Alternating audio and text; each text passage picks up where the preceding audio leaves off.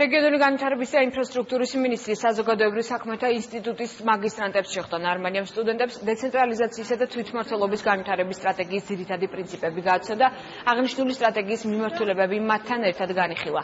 დავით ნარმანია ამბობს, რომ რეფორმის შემდეგ ჩამოყალიბდება ორდონიანი მუნიციპალური და რეგიონული თვითმმართველობა, რაც მოსახლეობას საკუთარ თვითმმართველობებთან დაახლოებს და გაზრდის მათ ჩართულობას გადაწყვეტილების მიღების პროცესში.